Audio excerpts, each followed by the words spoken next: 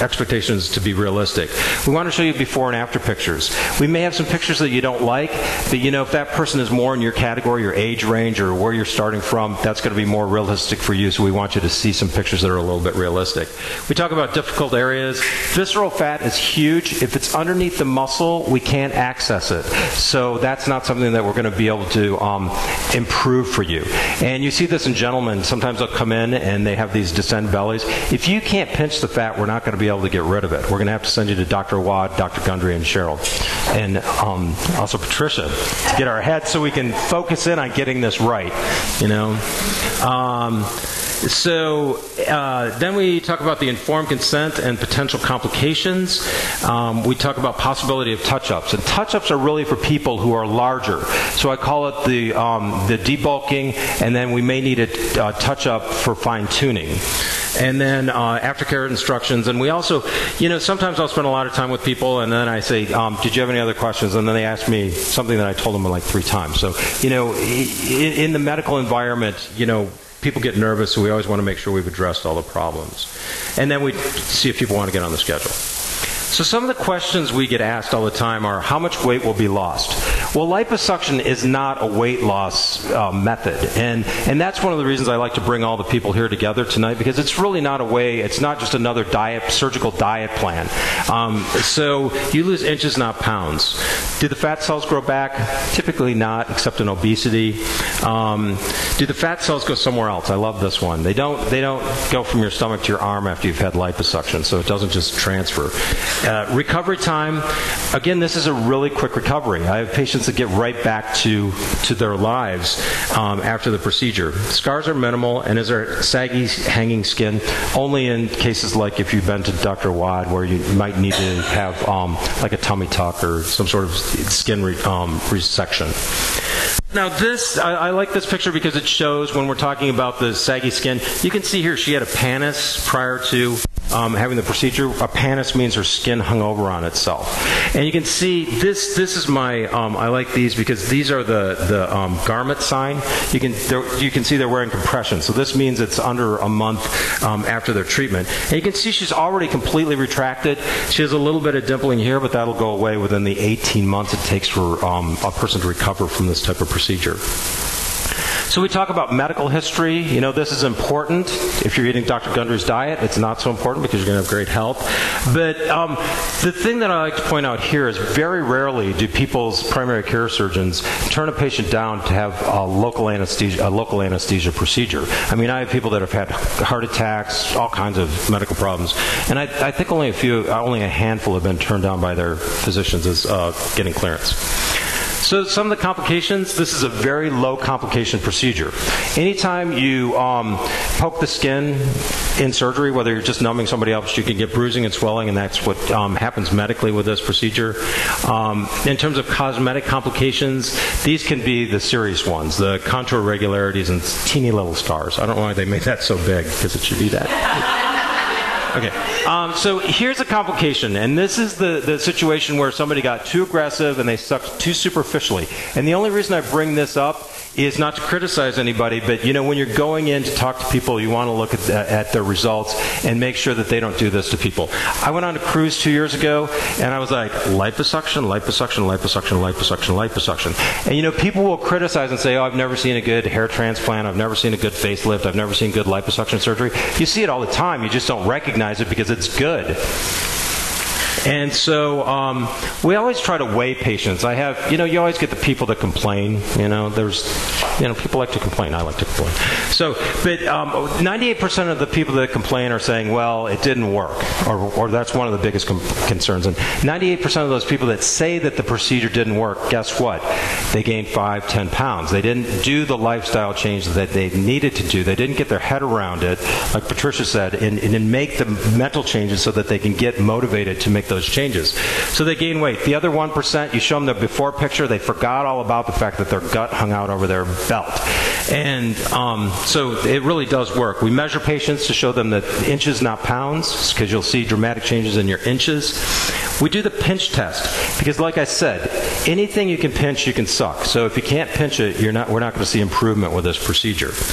I look for elasticity, and the thing that really makes a person not a candidate for this is if they've done the gastric bypass with Dr. Awad, they're yo-yo dieters, or they have advanced stage. Stretch marks can also be an indication that you don't have good elasticity. And then if you have hernias, we want to repair those first. So tissue types, you know, he doesn't look bad to start with, right? He's got great elasticity. He's a young guy. He's an athletic guy. You know, it just shrink wraps right away on him. And here's a girl who's a bit of a yo-yo dieter. She has some struggles with her weight. She gains weight. She loses weight. She gains weight. You can see she's got some baggy skin. After the procedure, it tightened up right away. She's got the compression garment sign here, which means it's under a month. So she's really shrunk up right away. And here's somebody who's a little bit fuller. So his tissue type is he's a bigger guy, still pretty young. So right away, this is 1 week out. You can see he's shrunk wrapped. So the skin really tightens up because this is always people's concern. Here she's got the bulging, which is going to turn into an apron soon. 2 week sign, you know, with a bruise. That's how it shows that she's had the procedure within 2 weeks. And so she's tightened up here. So continue to tighten up because that's far before the 4-month maximum contraction that you'll see. And a lot of people worry about doing stuff on the face. They feel like the face is falling. 55-year-old lady, she has loose skin, and you can see tightened right up with this procedure. And here's a patient that it doesn't work on. You know, some people, they'll tell me their sad story. They don't want to have surgery because, you know, the surgery for this, you know, if you've ever seen it, it's not so pretty when they do it. It's called a Brachioplasty, I think. Is that right? Yeah. And so you get the zipper scar here. So you know, in the past, I would do this, you know, and tell them it probably wouldn't work. But you can see minimal improvement. So if you've lost a huge amount of weight, you really have to have surgical excision of your skin.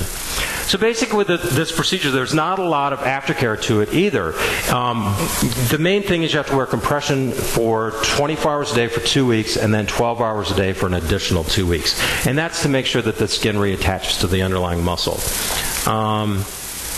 Aftercare instructions, again, I don't like any major exertion, but I'm a big fan of people getting some exercise after a procedure. You know, I think one of the limitations for general surgery is that you're drugged, and so you might have problems from that. That's the only thing I can think of. Okay, so here we have, again, just some after pictures, immediate improvement. You can see, again, he's got the compression sign. So this is just the major improvements that you can see from the procedure. These are all really close out. You know, the problem with doing them later out is a lot of people, and this is why I think this talk is so important, a lot of the people later on, they don't really make the lifestyle changes. They don't get their head conditioned. You know, they have their issues that they carry with them, and so they gain weight again after the procedure. This procedure is great because 80% of the people are satisfied with this procedure afterwards, and in cosmetic surgery, that's a really high number.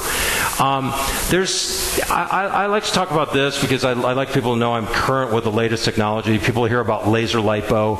You know, it used to be ultrasound-assisted liposuction. What these are is they're devices that you do prior to sucking the fat out. And so it's a two-stage procedure. You put the ultrasound device in the tissue first. So you basically move this around before you do the liposuction with an ultrasound device. And the whizzy new stuff, which everyone loves, is the smart lipo, the laser liposuction. And this is what that device looks like. And this is really kind of a marketing technique. You know, I have a big laser center. I try to get every laser that does anything for anybody in my office. So people like to hear laser. It makes it sound whizzy and advanced technology and all that. In theory, what this does is because you're putting a hot wand underneath the skin, whether it's a laser or an ultrasound, the idea is that it's reducing bruising because it coagulates your blood vessels a little bit. It also can heat the connective tissue, so that heating is supposed to cause that connective tissue to shrink a little bit more, which improves tissue contraction. And the idea is also it melts the fat away from the connective tissue, so it's a liquid and you suck it out. And then you have ease of procedure because you don't have to suck quite as hard. And so you get increased fat removal and decreased recovery time. But in my experience, what I've seen is I've looked at the journal articles on this. I've tested these devices out. I've seen people who in my practice who have had these procedures, and to me it really is just a hot poker underneath your skin. And if you have a hot poker underneath your skin, it increases your risk. And I just think that I see more complications than I've seen any benefit from doing this procedure. And it also increases your cost.